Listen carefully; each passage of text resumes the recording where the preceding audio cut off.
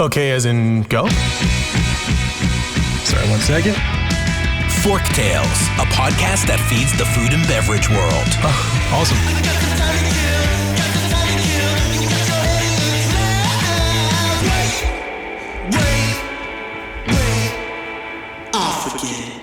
Forktales is brought to you by Vigor, a branding and marketing agency for passion-driven, innovative restaurant, beverage, and hospitality brands. Learn more at vigorbranding.com. If you love what we're serving up, please give Forktales a 5-star review on your podcast service of choice. Think of it as a tip for good service.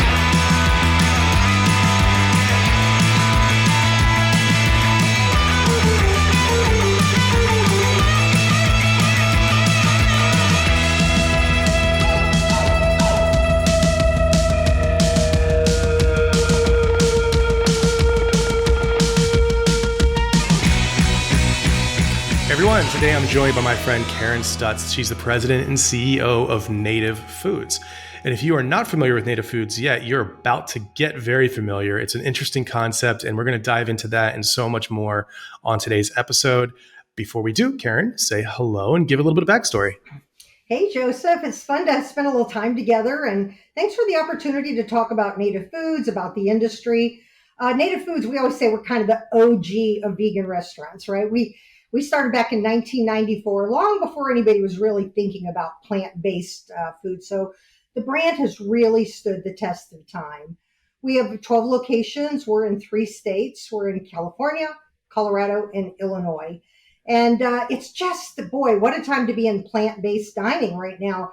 Any kind of trend that you look, at what's going on in the industry, top trends, top ideas, plant-based is, if it's not number 1, it's usually number 2. So we're having a lot of fun in this cute little innovative brand.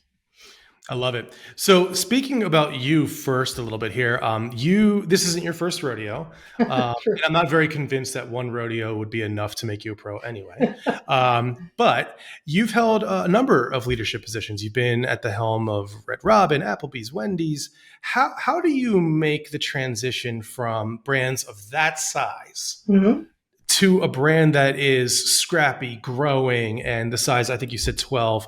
And then how do you make the shift from brands that are selling an omnivorous offering basically over to a plant-based only offering? How's that shift look? Yeah, two great questions there. So first of all, let's just tackle the size question. Look, the one big thing working for the big brands, you have resources. All right. I mean, I have a lot of go-to people. And with Applebee's, I was basically chief operating officer for almost 2,000 locations. So tons of resources, tons of marketing and media muscle. So you really can get out there and tell your story. I miss that. I have to be honest with you. And I think that's one of the things I really enjoy about being on boards as well, is with some of the bigger brands like that. We are able to share a lot of information. I'm very involved in the Illinois and the National Restaurant Association. So we find other ways to do that. But leadership is leadership. So as far as that, from a transition standpoint, I think I think what's helped me is I'm an operator first. I started out as an hourly team member, working the window, we called it the lobby, at McDonald's. Before we even had dining rooms. So I'm kind of dating myself there a little bit. But, it was super fun. I fell in love with the restaurant industry from day one. And so I've always stayed there. But if you look at my career, I would say the easiest way to look at it is I followed the growth. So I started out in quick service, right? Then all of a sudden, the early 2000s, it was the proliferation of casual dining. Applebee's, we were opening 100 restaurants a year. And then this little thing called fast casual started to kind of work its way in where, we're looking at that. What? People are going to get out of their cars and go in and order? I mean, you think back at, the history of fast casual. We left that little sweet spot where we always kind of look at back then, QSR was $5 and under, casual dining was $10 and over. And you had that little spot between $5 and $9 where fast casual worked its way in. But that became the growth sector. And so when I talk about plant-based, there's 2 things I would simply say. One is I would talk about following the growth, right? Where is the growth and innovation right now in the industry? There is so much going on with plant-based. it is so fun to try all the new products and try a lot of the different things. But otherwise, I would say I've kind of come full circle. My degree from Western Illinois University, my undergraduate was in food and nutrition.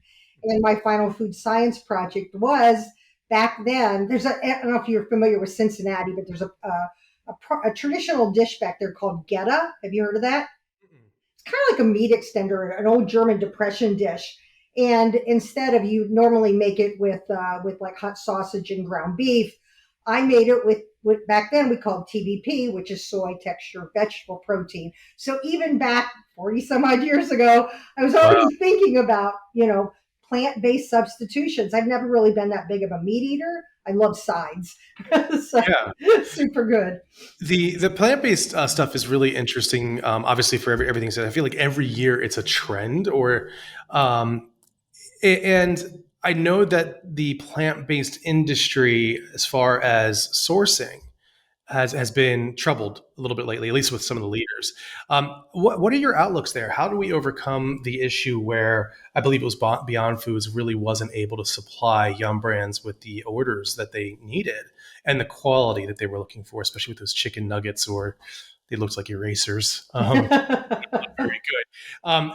Being in your position, how do you think we can influence better growth there? And what do you think is contributing to those supply chain issues? Well, look, I think we'd be naive to think that it's only happening in the plant-based sector. Every organization out there, whether it's plant-based or meat-based, everybody's struggling with supply chain right now. And I think the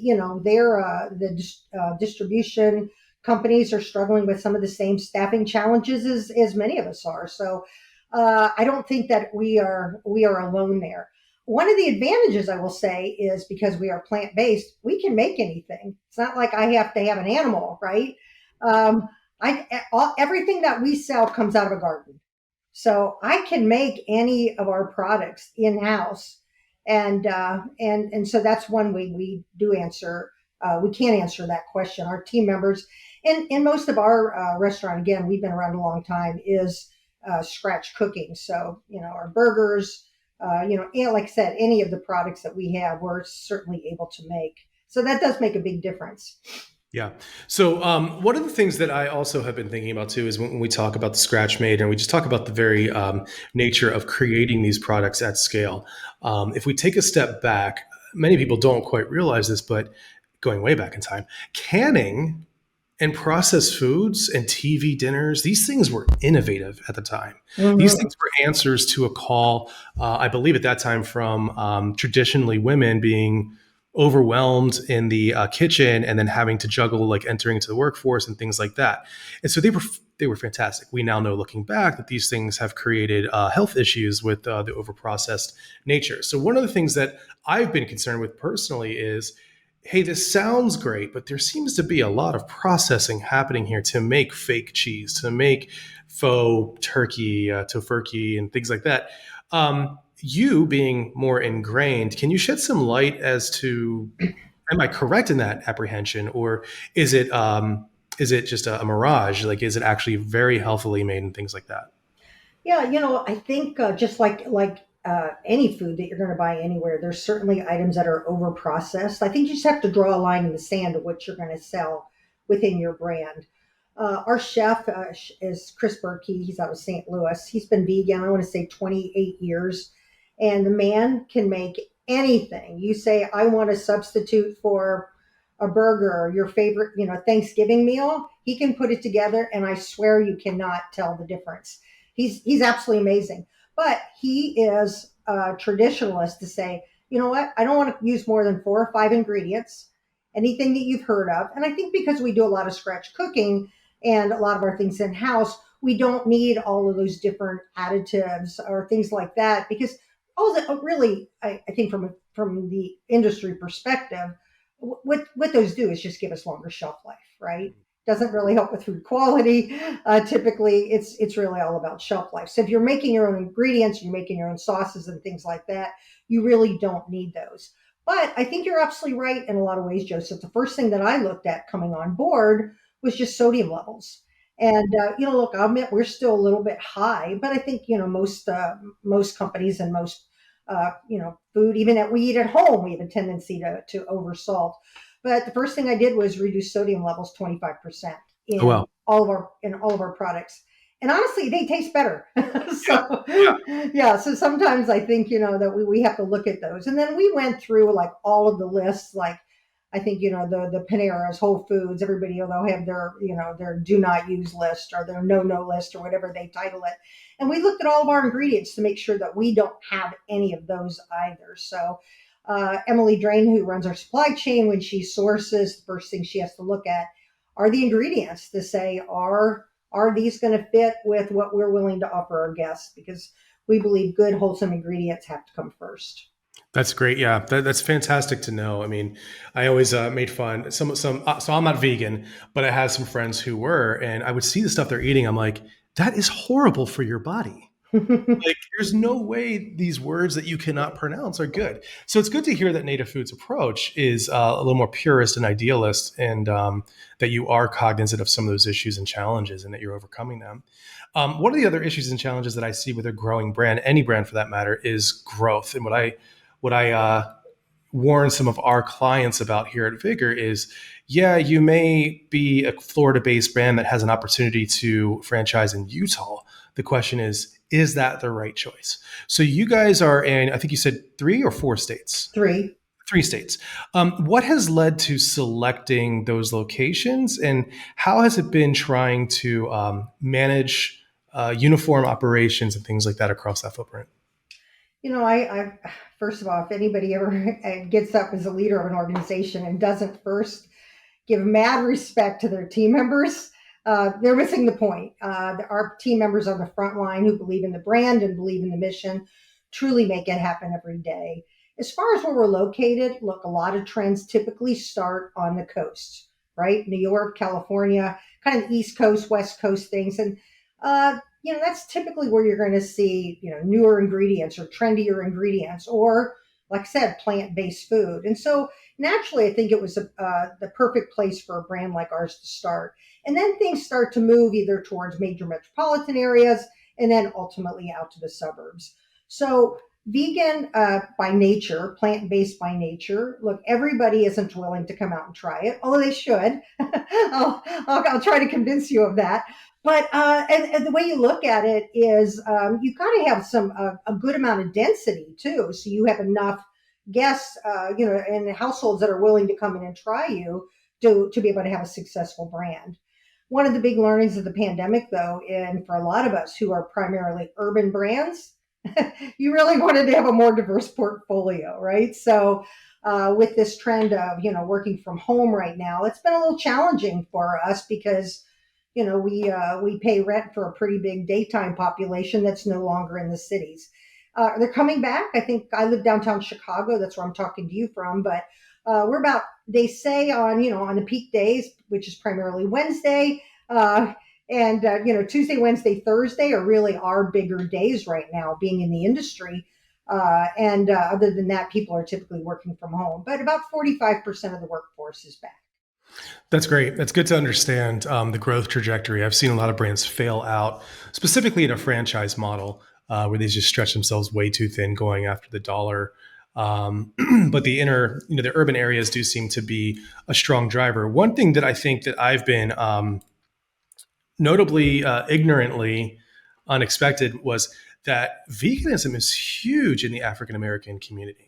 And I'm wondering, are you seeing that at your locations as well, that it's a real good balance of demographic? Yeah, absolutely. Absolutely. And they're great guests. We have a lot of fun with them. And I think what's interesting, they're just so willing to try new things. You mentioned a lot of the other brands I worked for, whether it's McDonald's or Wendy's or Chili's or Applebee's. And the guests that would come in on a regular basis, we get to know, they get the same thing every time, right? I will tell you that vegans are much more adventuresome and a willingness to try anything new on your menu. So, typically if you did an LTO in a normal brand, you'd say, oh, wow, we did 3 to 4%, oh, okay, great. We can do 10 to 15, Oh, wow. right? People are willing to step up and try it. and they give you feedback as well. Oh, you got to leave that one on the menu. Is what we typically hear, just because it's usually something new. How do you fight the menu creep? Because I think that's one of the things that a lot of leaders have on a smaller scale, have a tough time dealing with, is when you launch an LTO that's wildly successful. How do you keep it off the menu permanently? Well, sometimes it does come on. It does earn its way onto the menu. Sandra Toom, who's our director of marketing, she's very disciplined. So she has, whenever we have our meetings, so we have a seasonal menu that we shift up about every quarter. And we usually put about 8 new things on. But when 8 new things come on, guess what? 8 things come off. And she's doing the math all the way through. So not only are we looking at the number of menu items, but we're also looking at the number of SKUs, right, that we're bringing in as well. So we're trying to be very disciplined about it. But it's hard because, in the different regions, whether it's California, we would sell more tempeh out there, right? And Chicago, typically people may not order a tempeh. So sometimes you got that regional play where GMs are saying, yeah, but my guests want this. And, sometimes you say, okay, well, wait till it comes back next year. So I love it. And be disciplined, yes. For those that are not familiar, tempeh is not in Arizona. It is. But in this case, could you explain what tempeh is to the people? Sure. It's another way of soy. It's a fermented soy, so to speak. And at first, even when I started eating vegan food, it really wasn't my favorite. Think about anything made with soy. To be clear, tofu probably be number one, or tempeh would be the second type of a protein substitute that people would use. But yeah, it's quite good. But I typically don't even always eat a lot of the meat substitutes. I really love more of the vegetables.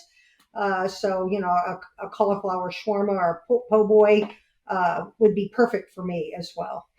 And how are you doing with sourcing across that footprint consistently?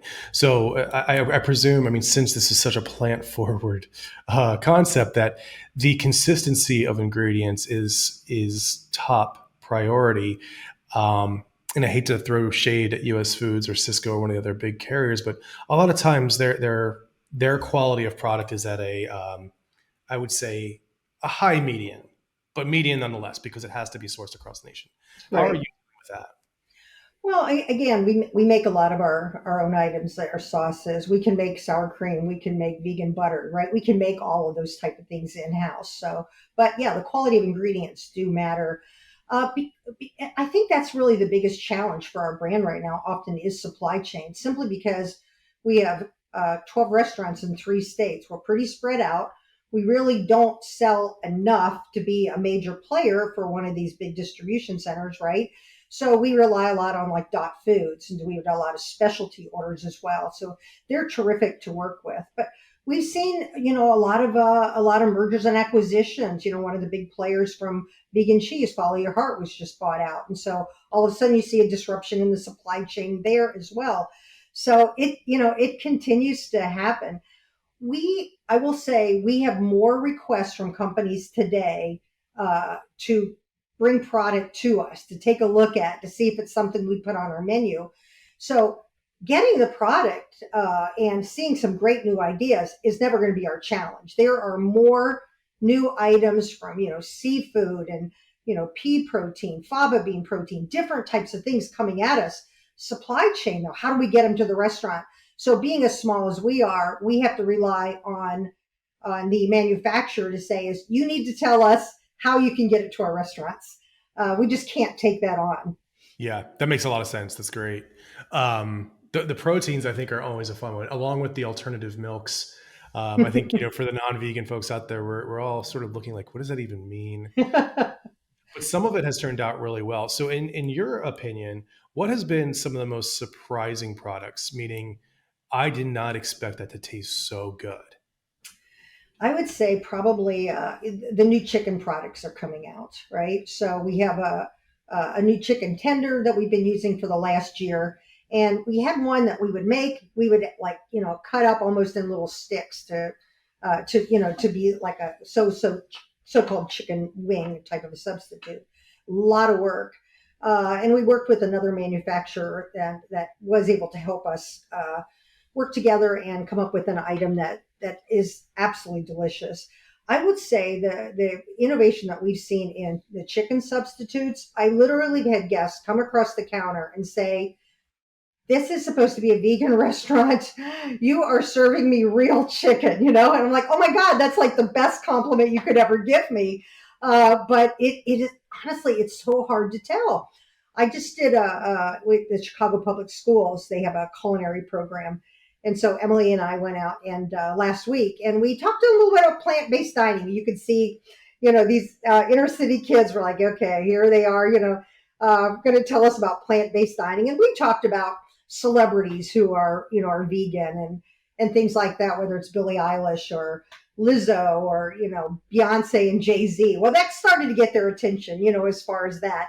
But then we cooked the food together and they tried it, and the one was like, "Oh my God, it's a 10 out of 10.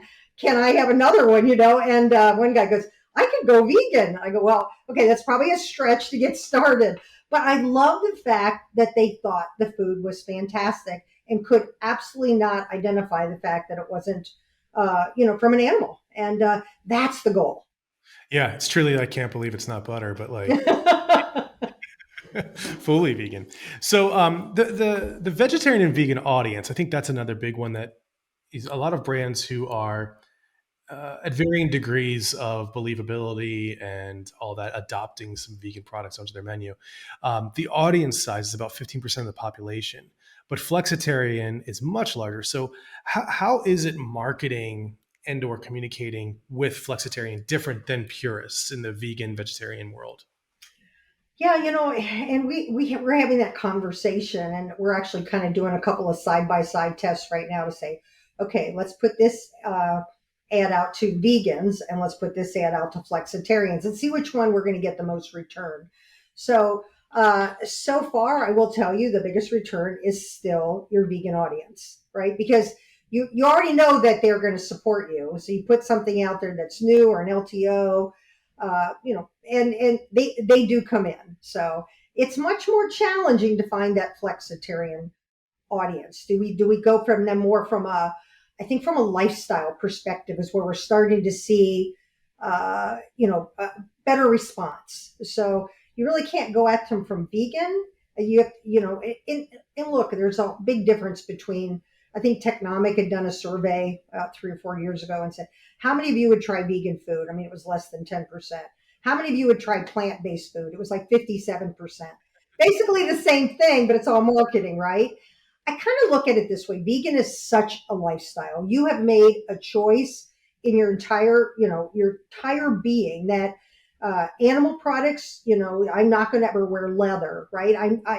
I am going to be 100% responsible and compassionate around animals. I have such mad respect for people who are vegan because it's very, very challenging. I'm vegetarian. I still eat some dairy and cheese. I shouldn't say that, but I do, and I'm honest about it. But every day I can get a little bit closer.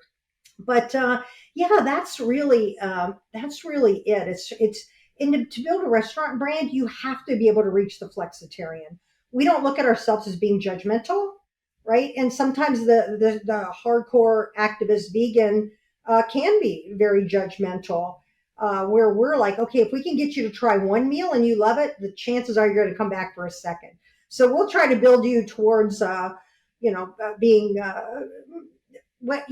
would say three reasons people typically come in. Number one catalyst is health. They've just been Mhm. to the doctor, cardiologist, right? They say, you probably want to think about how you're eating, right? Maybe reduce that red meat a little bit. Well, a plant-based diet has no cholesterol, right? So high in fiber, nutrient dense. Doesn't mean it's always healthy, but it has a lot of good attributes for someone looking for health. Secondly, is going to be around the planet. And this is where we're starting to track when you talk the flexitarian audience, right? The younger generation is much more conscious about being better stewards of the planet than people my age, right? They talk about that at an early age. And then obviously we just talked about compassion for animals. So any of those three drivers can ultimately reach the flexitarian audience to think about trying, adding plant based. Okay, maybe Monday is steak night. Maybe Tuesday is spaghetti night, but maybe Wednesday now becomes plant-based, right? Mm-hmm. So we think about it as adding something cool and tasty to your diet, not taking away.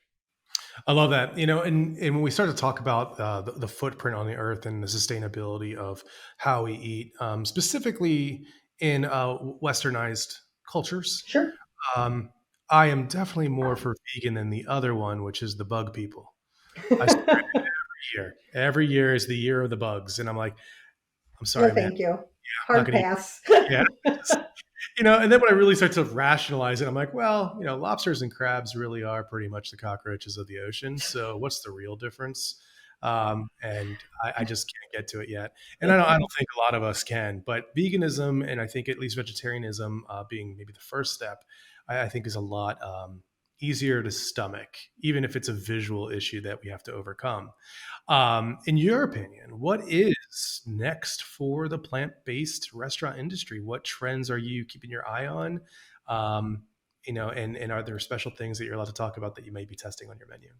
Yeah, we can certainly talk about it. I mean, right now we just introduced what we call it glazed and confused. So it's a chicken on a donut, but it is just indulgent, and we are an indulgent brand. Again, when I first got to Native Foods, obviously looking at ingredients and keep thinking, oh gosh, we should have more salads on our menu. And my team kept saying, Karen, we can put them on there, but they won't sell. And our guests who come in say, when I go to I'll just use the word meat restaurants, I have to get my salads. When I come to your restaurant, I'm going to indulge. Mm. Restaurants sell what people buy, right? That's really the way it works. We have some very healthy menu items, but we have some very indulgent menu items. So those are always kind of fun. I think what we're seeing now coming out a lot is a lot of seafood. Mm-hmm. Seafood, breakfast are probably two big things that we get the most requests for right now in the vegan space. But our next promotion, and they're doing the photo shoot today, is kicking off the beginning. There's just going to be local favorites. People are always looking to say is, how do I get my hot dog or my Italian beef or those type of items in a vegan version, in a plant-based version. And I will tell you, if you look at Chef Chris's Italian beef next to local Portillo's, you cannot tell the difference. The guy is amazing. I love So it. the challenge is we've got to replicate that in every one of our restaurants, right? That consistency is super, super important. But that's just the fun with the innovation in plant-based right now. Yeah, I love that. I'm excited. So, any specific seafoods? Is it alternative crab? Is it alternative fish, just in Yeah, general? we did a crab cake sandwich, but again, we ran into supply chain issues, right? I mean, that one Uh, was really a hard one to keep in stock. A lot of places are bringing us different types of shrimp that even mhm. visually you cannot tell the difference. We're definitely seeing that. Whether it's some type of a sushi, right? That looks attractive. So that might be one of the things that you see show up on our menu in the near future. So just lots of fun and really approachable things that you can find in an everyday restaurant. But now we're going to give you a great tasting plant-based version. I love it. So, I want to switch gears a little bit because I did want to make sure that Sure. we had an opportunity to talk about this before we wrap a bow on this interview. But um, you're a founding member of the GLEAM Network, and it's something that struck me. So, that GLEAM stands for Global Leadership Enhancement and Mentorship. And I think there's nothing more important in this industry, especially right now, than mentorship, where people can see how long and lucrative of a career path exists in the restaurant world. So when I saw this, it really like sparked my heart. Can you tell us more about Gleam and its mission, and maybe how people might want to get involved? Yeah, thanks for asking. And yes, it's you can find us on right on the internet, gleamnetwork.net. So it's kind of easy to remember that. And yes, it's a little bit of a mouthful, but I'll tell you what, I often talk about my career and talking about following the growth, but I heard Greg Flynn once say, I have my learning years and my earning years. And I say I have my learning years, my earning years, and now I'm in my give back years. And I will say that, Gleam, I always want to feel like we want to leave this industry better than when we started the industry. As we know, there's about 500,000 people that have not come back to work yet in our industry. And we've got to figure out how to make ourselves a little more attractive. When the pandemic hit, I was talking with Sanjeev Brosden and Lo Middlebron, and there's a whole network of restaurant leaders that you've had a lot of them on your podcast, that when the pandemic hit, everybody started working well together. And I think we always did, not from a competitive standpoint, but in a helpful nature. We are in one of the most generous industries, right? That you could ever possibly imagine. But when as we know at the beginning of the pandemic, a lot of people got laid off, Mhm. and people were calling a lot of us saying, "I need help. What can I do?" Uh, everybody was kind of turned upside down, and so we started talking about is how can we start pairing mentors and mentees, and we came together with this idea of GLEAM. And as we all thought about our own personal journeys, it was like, okay, where did you have a mentor that impacted your life and your career trajectory? What if it came sooner, right? What if I had gotten that feedback sooner? So we put together with GLEAM is a simple pairing of a mentor with a mentee, and that mentee is going to work on one big thing that's maybe I want to learn financial skills. My delivery to my team, my communication is a little rough. It might be anything that they want to work on, and we will pair them with a mentor who's really good at that. We ask for a 6-month commitment from both, with at least one call, a 1 hour call once a month. It has been life changing. I will tell you, it is some of the best work that I've done since I've been in the industry. And we had a call last night, and you could just be in tears hearing some of the stories of one that always sticks out to me as a woman came on to work on one big thing, and she was sitting there talking to all of us. Kind of, we usually bring 2 or 3 mentees on and kind of give an update of how the process went. And she said, 3 months ago, you could not have got me to even turn my camera on. I know I came to work on my one big thing, but what I got was confidence. I love that. Wow. And you're just like, oh my God, if you make a difference for that one person, it just chokes me up. Yeah. It feels great. So any of the listeners that want to get involved in GLEAM, we're actually sourcing right now for our next cohort that'll launch mid-January. So you can sign up to be a mentor or a mentee, and it's real easy to sign up. Just go to, again, gleamnetwork.net and sign up and join us in January. I love that. Well, yeah, we'll make sure the links are on there, and we'll Oh, make sure thank that you. that's a big part of this. It definitely struck me as well. I think we need more of that.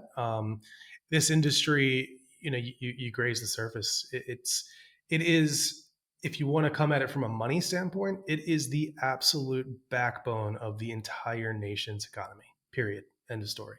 It is huge. I defend this industry to the like as much as I possibly can, tooth and nail, scratching, fighting, biting, to make sure that we have restaurants that not only can exist but can thrive and grow. Because in that, there are so many ancillary companies, including Vigor, that thrive as a result, and together we win.